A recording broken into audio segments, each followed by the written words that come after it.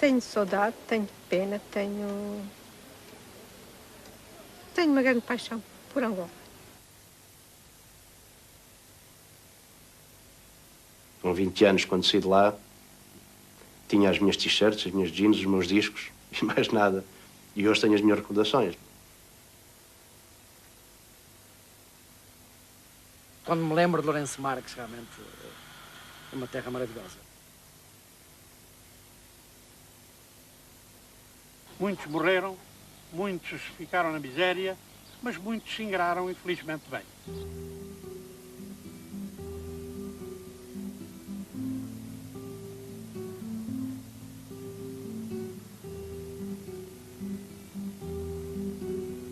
O regime ditatorial português de Salazar e Caetano é derrubado em 25 de abril de 1974.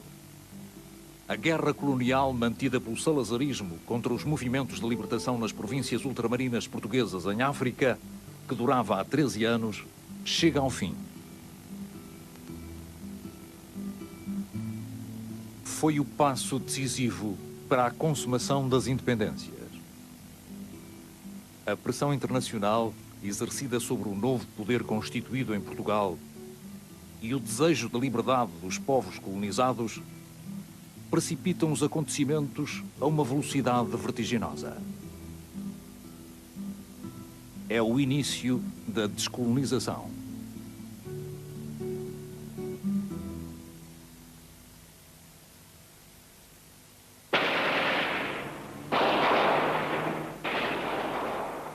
No período que antecede a independência de Angola e Moçambique, instala-se um clima de insegurança e de confrontos que origina a partida precipitada e desordenada dos portugueses que viviam naquelas colónias. Em Angola, as divergências políticas entre os três movimentos de libertação e o clima de instabilidade civil conduz o território a uma situação de pânico e violência incontrolável. Greves sobre greves, 4 altos comissários ou governadores gerais, libertação de centenas de presos de delitos comuns, incidentes gravíssimos nos bocegos de Luanda logo em julho de 74, com centenas de mortos e milhares de feridos, que se traduziram no êxodo de uma parte relevante da população dos bocegos para o interior de Angola, nomeadamente para Nova Lisboa Sul e Malange. A população branca começa a manifestar-se publicamente para ser evacuada. O transporte aéreo começa a ser rarefeito. A TAP manifesta a sua incapacidade de incrementar o transporte aéreo de Luanda para Lisboa.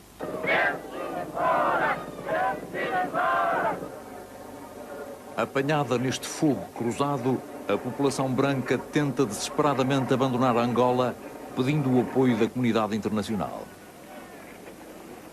O aeroporto de Luanda era um caótico também dormitório, onde filas intermináveis de pessoas angustiadas e desesperadas passavam noites à espera do lugar no avião que não aparecia. Insisti com o administrador da TAP para indicar alternativas, por mais loucas que porventura lhe pudessem parecer.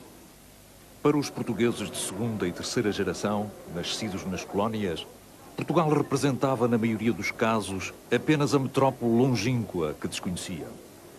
Perante a contingência da situação e a premência de terem de abandonar uma terra que sentiam como sua, partiram acalentando a esperança de um rápido regresso. Mataram-me o vizinho à porta e eu disse, não, isto realmente não está bem. Hoje é ele, amanhã sou eu, outro é outro. Não, é melhor nós arrumarmos as coisas. Vamos embora, mas voltamos. Mas assim que passa a independência, nós olha, ninguém arranjou mais nada. Foi umas pecinhas de roupa dentro de uma mala. Não vale a pena mais nada, porque a gente vai voltar. Cheguei à estação de Cacuzo, já estava tudo rodeado, tudo cercado por militares, ou de um partido ou do outro, que eu não conseguia decifrar quem era. Chegámos a Kizanga, o chefe da estação de Kizanga disse, olha, vocês não vale a pena seguir porque o MPLA tomou conta do local. Mas o inspetor, como era teimoso, mandou seguir o comboio. Fomos com precaução, chegamos ao local. Já estava na ponte da Fenalá, mandaram-nos parar o comboio lá dentro, na estação, não nos deixaram sair. Começaram então a fazer revistas ao pessoal todo. Uns até eram metralhados, não sei por carga d'água, eles lá sabiam. Outros, indivíduos mesmo de cor, escondiam-se nas casas de banho com livros de missa, a pedir a proteção a Deus. Arranjei uma guia de desembaraço, que na altura era guia de desembaraço que arranjava, para vir-me embora de Nova Lisboa para Portugal ali. Dei o nome dos filhos e deram-nos o número do avião, o avião, e que esse avião que nos trouxe para Portugal. Vi que era uma guerra generalizada e como tinha 5 filhos, era impossível ficar ali. Era preciso partir. Deixar a terra contra vontade. Para onde não importava. Fugir era o objetivo de uma situação desesperada. Uns regressavam a Portugal utilizando a ponte aérea então criada. Outros, em colunas de automóveis, partem rumo à África do Sul na procura de um refúgio.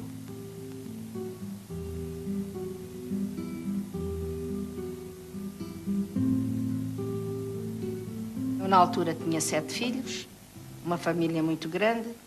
Estava a lecionar na cidade do Lobito, no Colégio Manuel da Riaga, e fomos para a África do Sul. Fugimos dia 15 de agosto e fomos em caravana. Nós, quando chegámos, fomos todos para o Campo 3, que era uma cadeia de alta segurança, porque os sul-africanos pensavam que chegavam 500 ou 600 pessoas e o primeiro embate foram 3.782 pessoas que chegámos a Culinane.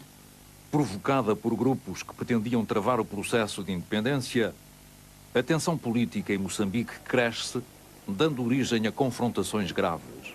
A Frelimo e o exército português vêem-se na obrigação de evitar o pior. Houve uma efervescência, digamos assim. Os ânimos exaltaram-se e começou em pequenos focos dentro da cidade, Lourenço Marques, mas o grande problema realmente foi na periferia. Vi situações realmente pesáveis. A 300, não diria tanto, 200, 300 metros da minha casa, que era a 24 de julho, eu lembro-me ao fundo, na rotunda da entrada, no início da 24 de julho, e vi uma multidão enorme, uma coisa impressionante. Sinceramente, se aquela gente entra dentro da cidade, não sei como não seria. Aí, realmente, as tropas da Frelimo e a nossa, em conjunto, conseguiram controlá-los. Agora, na zona periférica havia muitos portugueses que foram dizimados, dezenas e dezenas de famílias. O 7 de setembro, que é o dia em que há o Acordo de Lusaka, há agitações na cidade, há uma humilhação da bandeira nacional que é arrastada pela rua ou pela avenida principal da cidade à frente de todos nós. Há uma reação de alguns militares portugueses perante essa cena, que obviamente era chocante. E isso depois deu origem a uma série de atos e de acontecimentos que acabaram numa violência algo extrema, porque houve morticínios, houve assassinatos, houve pessoas que foram queimadas vivas dentro de carros. Quando saímos, o trajeto foi um bocado assustador, não é? Porque havia muita destruição, havia o cheiro a carne queimada, que é uma coisa complicada, não é? Que a gente não se esquece nunca. Havia corpos enforcados, queimados, de pessoas, de animais, e é uma imagem que nós, na altura, não queríamos voltar a ver, não é? Quando chegámos à África do Sul, aliás, quando chegámos à fronteira, que estava tudo cheio de militares, não é? Fomos escoltados para Frelimo, e realmente era um outro mundo. Aí é que nós tivemos a verdadeira percepção da reviravolta que aquilo deu. A imposição da opção da nacionalidade em Moçambique por parte do novo poder emergente originou situações dramáticas para os cidadãos que lá viviam, nomeadamente os de origem africana que trabalharam na administração colonial. Eu só me lembro que o meu pai foi preso e não o queriam soltar. Depois diziam que iam-lhe recambiar, porque o meu pai é filho de portugueses, queriam mandá-lo para cá. E ele, antes que viesse para cá e a família ficasse, ele resolveu virmos todos. Tratou da documentação muito secretamente, vendeu o que pôde vender muito secretamente e viemos. Na véspera de eu vir para Portugal, eu fui à escola e não disse a nenhum colega, não me despedi de nenhum amigo meu, porque havia sempre o espectro havia a Frelimo e dentro da Frelimo havia uma coisa que eram os grupos dinamizadores. Os nossos pais disseram-nos para nós não dizermos a ninguém porque havia sempre a possibilidade das pessoas serem presas. Então eu, quando vim para cá, não me despedi de nenhum amigo meu. Nós líamos nos livros Metrópole, Lisboa, Rossio, enfim, Ponte de Fadas, não é? Quando desembarcamos no aeroporto da Portela, o aeroporto estava cheio de gente, estava apinhado de gente. Vi muita gente a dormir no chão, no dia que eu cheguei. Lembro perfeitamente umas senhoras, não sei se eram da Cruz Vermelha ou não, a darem-nos pacotinhos de leite, sandes, e aquilo estava assim uma coisa um bocado confusa, muito confusa mesmo. Chegados a Portugal, sem família ou na ausência dela, sem saber o que fazer ou para onde ir, o desalento alia-se à apatia com que a maior parte dos retornados espera uma solução. Todo o aeroporto de Lisboa tinha pessoas a dormir. Eles tinham que ficar, por exemplo, nas salas de embarque, na sala 22 e 21, propriamente dito, que era das salas maiores que havia no aeroporto de Lisboa, eram divididas as famílias. A TAP entregava muitos cobertores, muitos colchões. Havia casos em que ficavam meses ali à espera. Havia filas, mandavam umas pessoas para um lado, outras pessoas para o outro. A determinada altura, tipo fila indiana, fomos avançando por um autocarro. Disseram-nos que íamos para um sítio qualquer, que eu não me recordo qual é que era, só depois é que vinha saber que íamos para Oeiras. Vinhamos só com as malas, não tínhamos mais nada, nem sequer aqueles contentores que algumas pessoas trouxeram, nós tínhamos. Não há dúvida nenhuma que o aeroporto de Lisboa se uniu muito e tentámos descobrir algum parentesco, alguma ligação para eles poderem sair daquela situação.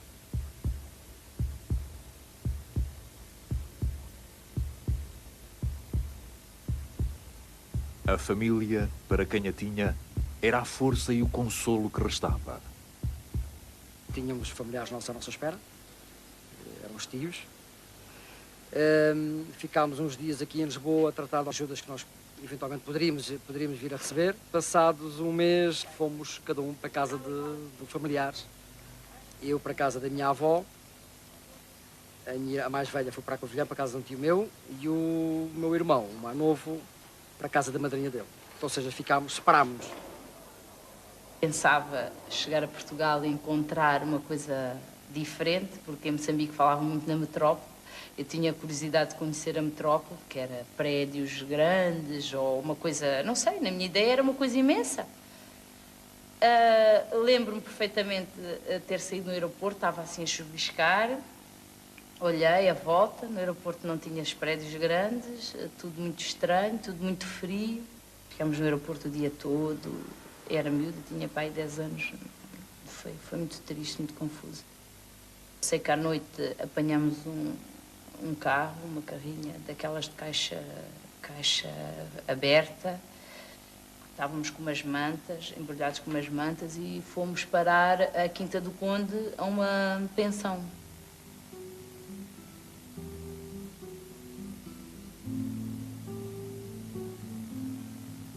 A confrontação com a nova realidade das suas vidas nos centros de acolhimento em que viveram, em condições precárias, diferentes e distantes daquelas que conheciam, era uma situação a que não podiam fugir. Isolados no seu novo mundo, estranhos numa terra que lhes era estranha, aguardavam silenciosos o desfecho dos seus destinos.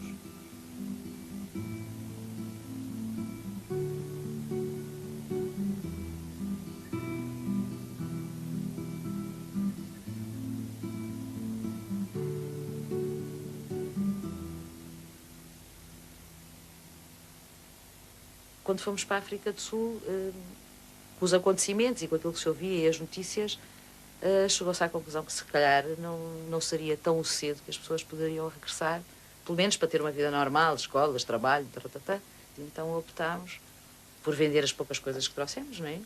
Roupas, livros, discos, aquelas coisas que a gente não larga. E então acabámos por vir para Portugal. Eu tinha vários filhos comigo e o meu bebê adoeceu. Já fizemos tudo pelo teu bebê, não há nada a fazer pelo teu bebê. Leva o teu bebê para morrer na tenda. Logo que ele morra, pede para telefonar para o hospital que nós mandamos buscar o corpo para fazer o funeral. Eu estava à porta da minha tenda. Era hábito os portugueses imigrantes na África do Sul levarem-nos comida, roupa, porque nós chegámos lá com uma mão à frente e outra atrás. Apareceu um casal, perguntou porque é que eu não queria nem alimentação para os meus filhos, nem roupa. E uma das senhoras disse que eu tinha um filho a morrer e ela chamou-me e disse-me, olha lá, tu entregas-me o teu bebê para eu tentar salvá-lo? Eu disse, sim. Então, eles passaram no portão de segurança com uma caixa de cigarros, com roupa. Eu tirei a roupa dentro da tenda, meti as fraldas e a roupa do meu filho e meti o meu filho dentro da caixa de tabaco. Fui à porta, entreguei ao casal, não sabia o nome. A única coisa que eu sabia era a matrícula do carro. Esse casal apareceu 1 mês e meio depois com o meu filho no colo, para nós vermos que ele de facto estava vivo. Entretanto, o casal tirou-nos do campo de refugiados, a mim, ao meu marido e aos meus filhos, e então nós viemos para Portugal. Chegámos cá, foi uma desilusão total.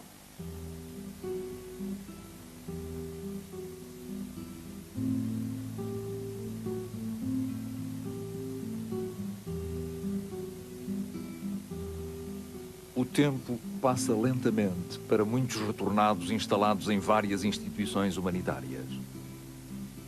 As dificuldades de uma reintegração rápida na sociedade ganham uma dimensão maior a cada dia que passa.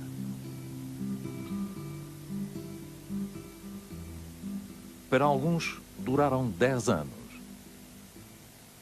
Chegámos cá dia 15 de outubro de 75, em Inatel. E não havia pavilhão nesse dia, não havia nada. Chegamos à noite, diz a minha tia, olha, vem dormir cá para o meu pavilhão. Então dormimos 8 pessoas dentro de um quarto.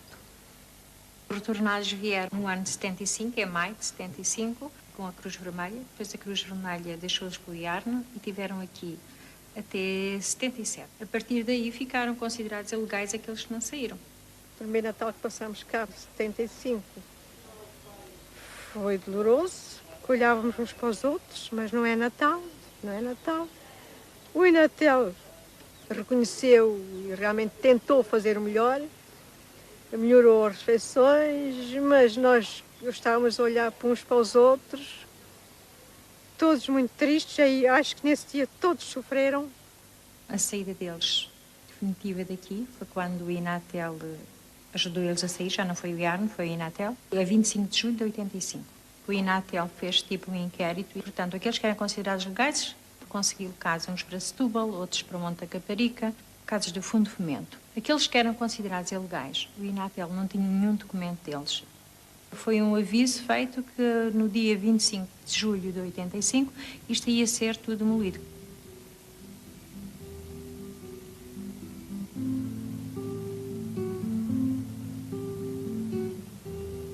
Quando o Inatel já não podia suportar tanta gente, resolveu então cortar a água e a luz no dia 15 de janeiro.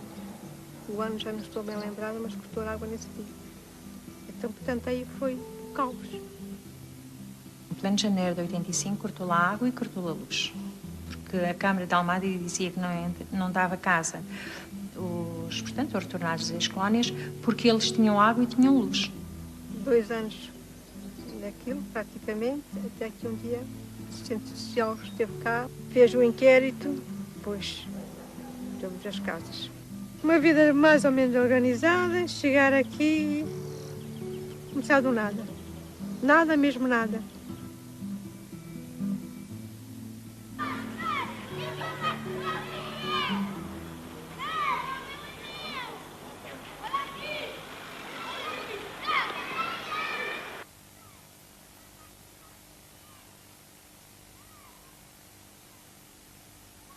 Era aqui que eles ficavam, estas camas eram outras, era aquela cama tipo tropa, e ficavam em cada quarto 10 pessoas. Ficaram cá muitos jovens mesmo a trabalhar connosco como monitores, integrados nos grupos, e pronto, como disse, ainda tenho grandes relações com esses jovens, pessoas boas, e onde tenho grandes amizades.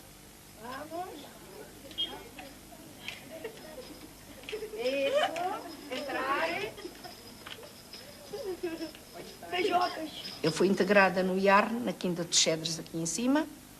Passámos mau bocado, porque viver com 8 filhos dentro de um quarto é muito difícil. O quarto era sala, cozinha, casa de banho e dormida. Eu sofri muito, tive muitos contras aqui em Portugal, porque criar tanto filho como eu criei sozinha é muito difícil. Quando levantaram os andares, eu resolvi ocupar um andar. Fui julgada por isso no Tribunal de Cascais, mas tenho a minha casa. Apesar das dificuldades, a reintegração foi-se fazendo. Os próprios familiares, as pessoas que nos acolheram, começou a haver uma saturação, ali é compreensível até. Acabámos depois de começar a ter mais apoio por parte de amigos do que propriamente da família. Enfim, as coisas complicaram-se, era preciso comprar livros, chegámos, portanto, a ter que trabalhar. Estudava à noite e trabalhava durante o dia. Os anos foram passando. A expectativa era sempre de que para os meus pais que as coisas melhorassem, para nós voltarmos. Eles diziam sempre, deixem estar, que isto, as coisas estão a melhorar e tal, isto está tudo mais calmo. Isto mais mês, menos meses, vocês vêm para cá outra vez. E nós sempre aquela esperança, lá nos íamos animando. É certo que passaram-se 4 anos, os meus pais vieram, foi um trauma muito grande, digamos que foi um voltar atrás. Nós tivemos cerca de 5 anos em Oeiras, de 77, penso que até 82. Tivemos a sorte do meu pai de fazer parte do quadro geral dos adidos. Damos ali alguns meses que ele não recebia porque não estava integrado. A partir do momento que ele foi integrado, as coisas começaram a rolar naturalmente. Nós saímos da pensão, que era paga pelo IARN, não é? O meu pai conseguiu uma casa através da Cruz Vermelha, no bairro de Linhó, na Cruz Vermelha. Minha mãe também conseguiu entrar para a função pública, trabalha no Liceu de Oeiras. Pronto, as coisas a partir daí, o meu pai a trabalhar, a minha mãe a trabalhar, conseguimos ter, ao fim de 4, 5 anos, as coisas foram se normalizando por si. No Linhó, concelho de Cascais, foram distribuídos pela Cruz Vermelha terrenos e materiais aos retornados que lhes permitiram construir as suas próprias casas, dando origem àquele que é hoje o bairro Calouste de Gulbenkian.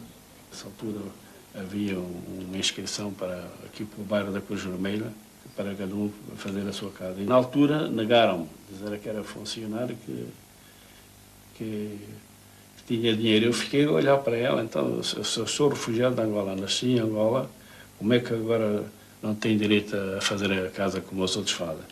O senhor é capaz, sou senhor.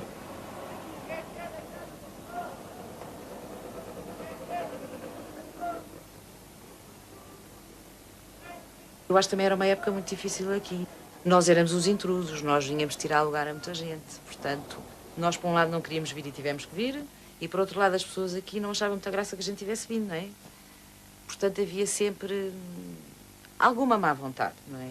Quem vinha da África era rico, quem vinha da África tinha uma vida fantástica, e quem vinha aqui tirar o lugar a alguém.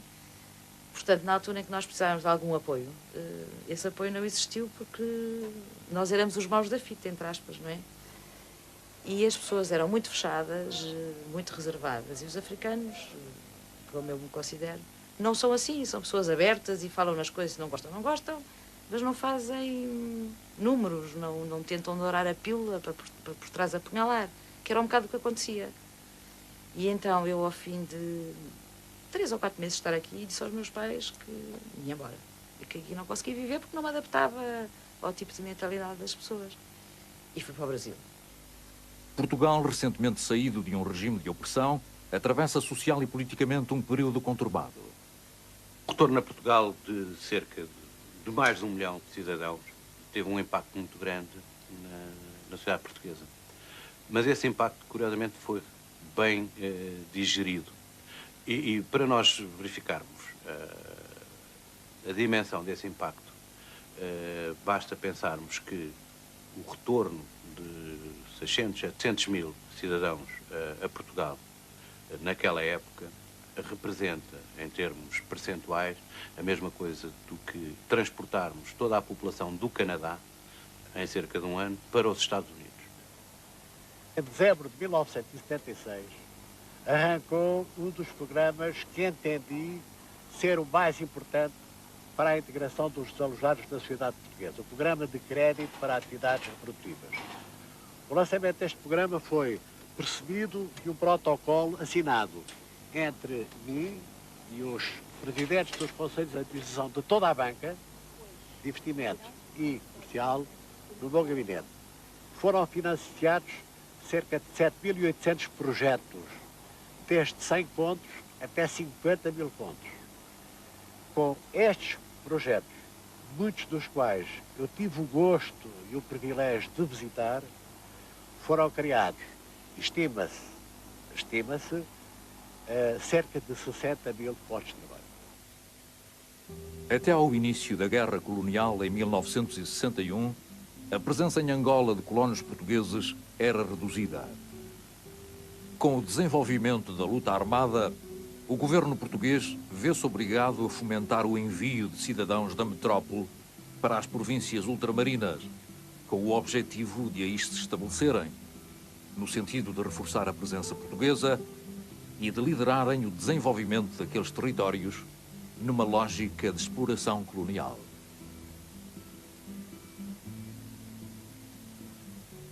O próprio regime anterior nunca deu a conhecer aos portugueses o que é que representava o ultramar para Portugal. Porque nós éramos fornecedores de Portugal e consumidores de Portugal. E precisamente por isso, e talvez por essa mentalidade, talvez por uma questão económica, Portugal, ou os nossos governantes, não queriam que o ultramar fosse independente. O governo português não pode mais iludir a realidade e prepara-se para a guerra. O desembarque dos primeiros contingentes militares ocorre em Luanda em 1961.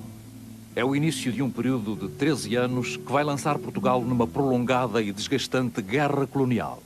Não vejo que possa haver descanso para o nosso trabalho, nem outra preocupação que a de segurar com uma das mãos a charrua e com outra a espada, como durante séculos usaram nossos maiores.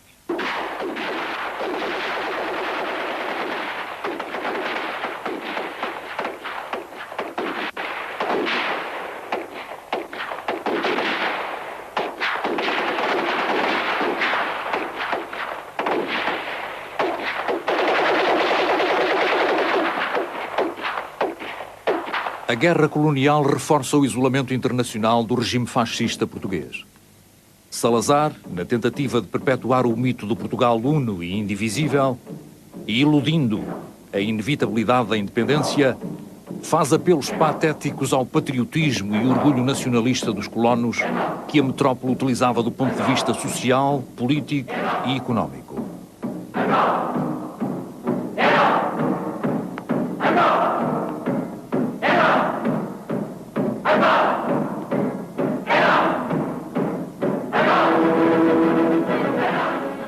Há 2 anos, esta fazenda foi assaltada pelos terroristas vindos do exterior e danificaram bastante. Queimaram esta casa que estão a ver agora arranjada, queimaram os acampamentos e hoje está a casa já arranjada porque nós temos que permanecer aqui, quer queiram, quer não, nós portugueses nascidos aqui, portugueses nascidos na metrópole, temos que permanecer cá. Venha o que vier. Os movimentos de libertação começam a organizar a sua estrutura militar.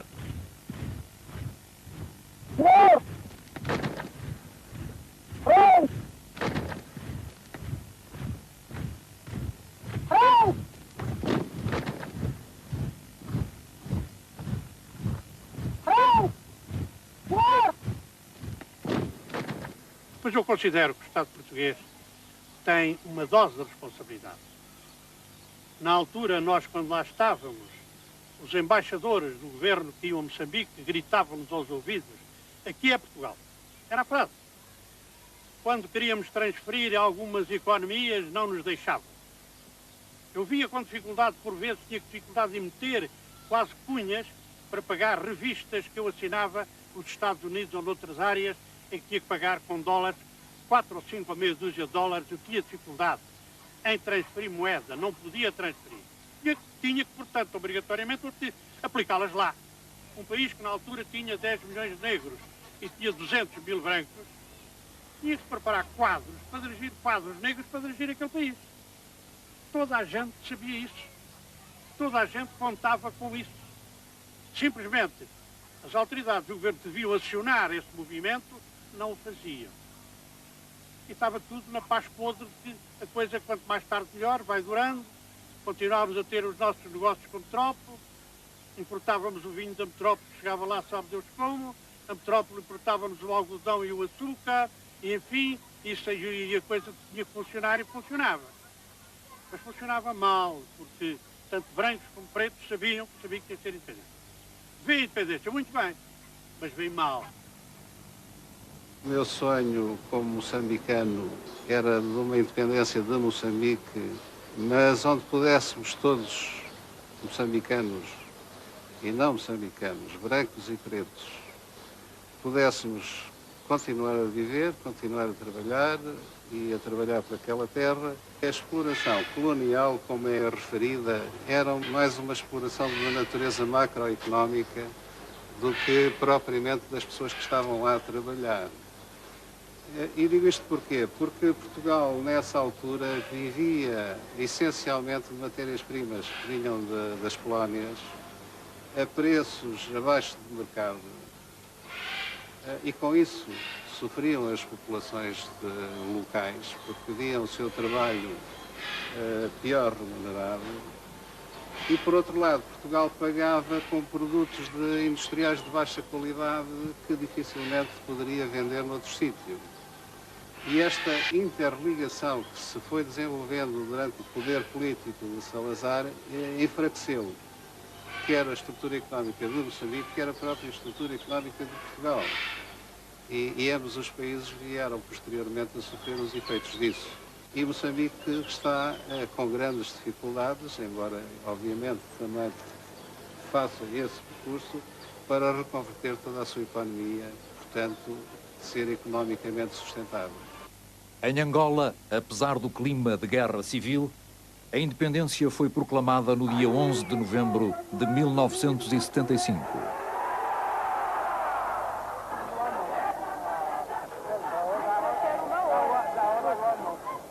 O que Portugal fez à Angola, em minha opinião, foi uma traição. Porque deixou Angola sem quadros. Pode-se dizer assim, então, mas porquê que os quadros não eram todos pretos e eram brancos? Bom, a realidade era aquela, e era com aquela realidade que o governo português e o governo de Angola tinham de ver. Quer dizer, antes de descolonizar, tinham de ver qual era a situação, como é que estavam os países.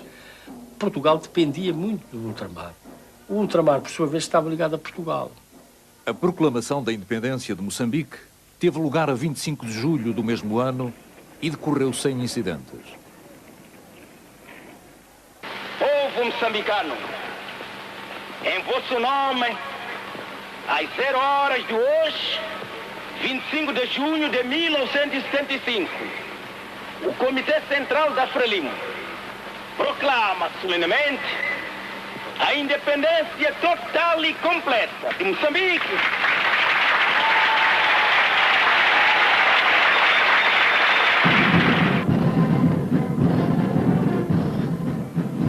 Fui quadro do Banco Nacional Ultramarino, em Moçambique, e continuei a ser depois de regressar de Moçambique.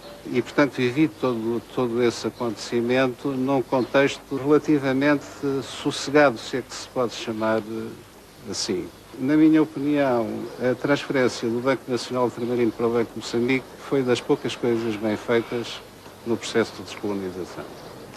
Porque em Lusaka foi feito um acordo que previa a transferência do banco num período de 5 anos. Durante 5 anos, o Banco Nacional Ultramarino garantia o funcionamento da instituição e os quadros e o pessoal do banco era substituído a uma média de 20% ao ano, para fazer os 5 anos, por quadros locais, por quadros moçambicanos. Isto aconteceu mais por iniciativa da própria Frelimo do que por iniciativa de Portugal. A Frelimo tinha indicações de que era preciso que o sistema financeiro continuasse a funcionar.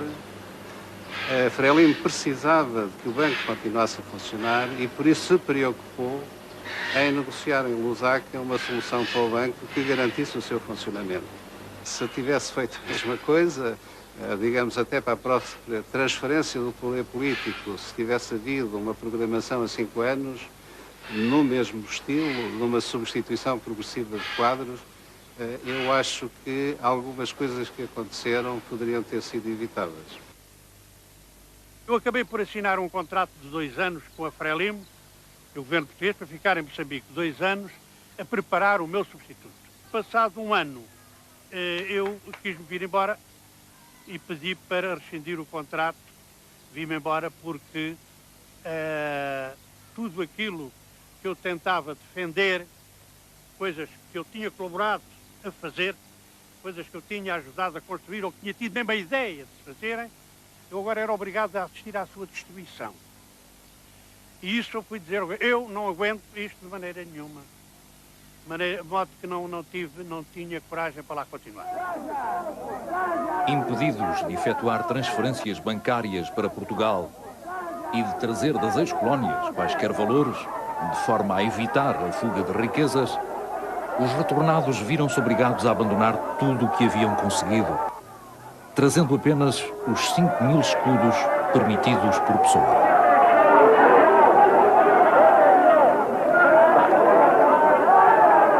Vim de Angola e era mestre de uma traneira, borrava lá uma traneira e deixei valor por mais de 1000 contos lá, tive que amortar tudo. É de lamentar que o governo português, até hoje, não tenha feito contas connosco daquilo que a gente deixou em Angola. A nossa principal finalidade é conseguir que o Estado português indemnize as pessoas por aquilo que nos forçou a deixar ficar. Nunca pedi nada, a única casita que eu lá tinha era uma coisa muito pequena, sem o facto valor, que não oferecia eu até o preço que lá estava, o preço desta coisa, toma lá conta disto, antes que venham de uma dei-lhe a chave, praticamente não reclamo coisa nenhuma. Nós achamos que o Estado português foi o único responsável por toda esta catástrofe e, portanto, quem comete o ato é quem deve fazer a indemnização. Quando se gera confusão, há sempre meia dúzia de indivíduos que se aproveitam da mesma confusão para conseguirem coisas às quais nem sequer têm direito. Portanto, entendo que, em termos administrativos, em termos políticos, que seja um bocado complicado estar a definir exatamente quem é que merece seja o que for.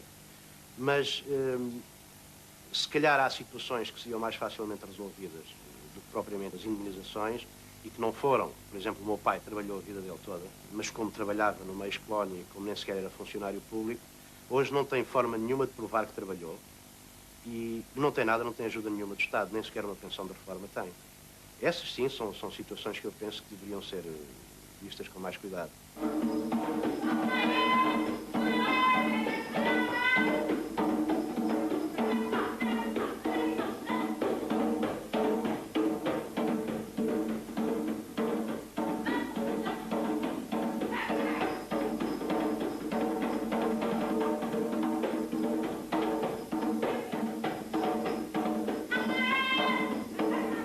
Graças agora à Santa Casa da Misericórdia, a minha vida deu um grande salto. Estou neste clube de jovens, que é a minha integração, dedico-me às crianças deste bairro, tenho um grupo de dança, cantamos, dançamos, fazemos teatro, passeamos, que estas crianças merecem tudo de bom teatro.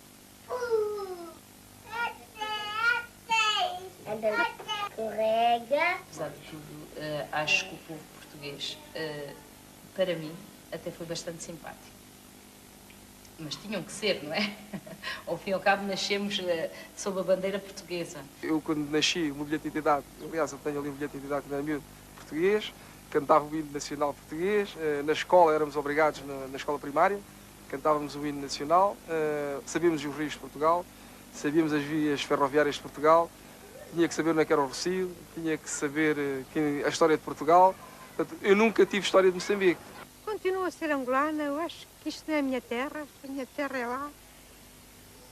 Viver lá, vivíamos, não éramos ricos, não podíamos considerar-nos ricos, mas vivíamos bem, muito bem. Às vezes sinto-me um bocado confinado aqui a um espaço muito curto, muito apertado, com muita gente à minha volta. Aí é o meu sentimento africano, porque gostava de estar numa terra onde, sei lá, pudesse entrar numa estrada e fazer 200 ou 300 ou 400 quilómetros, não digo em linha reta sempre, mas quase. A imensidão daquelas áreas, daquelas terras, dão talvez outra visão. As pessoas aqui, as montanhas estão muito perto. Há muita parede. Lá não havia paredes. A certa altura, quando tinha que fazer opções entre ficar ou não ficar, eu a certa altura fiz este raciocínio. Eu pensei que eu era capaz de cantar o fado e não era capaz de dançar o batuque. Não é porque não gosto do batuque, acho o batuque uma dança lindíssima, adoro ver dançar o batuque, mas eu pessoalmente não sou capaz de dançar. E, no entanto, sou capaz de cantar o fado. O regresso a Portugal terá sido o cumprimento de um desígnio histórico. mas não sem que cada um se sentisse amputado de uma terra que não mais poderá ver como sua, para recomeçar numa outra que só a pouco e pouco foi deixando de ser estranha. Encontrei e senti um pouco de adversidade. Os retornados vinham roubar lugares, vinham sentar-se à mesma mesa e a comida já era pouca, de maneira que a recepção não foi muito amistosa. Começa pelo nome, não é? Os retornados andaram em África a roubar os pretos e agora vêm para aqui roubar-nos a nós. É claro que nos retornados, como em toda a parte, havia de tudo. Bons, maus, feios, bonitos, grandes, pequenos, havia de tudo.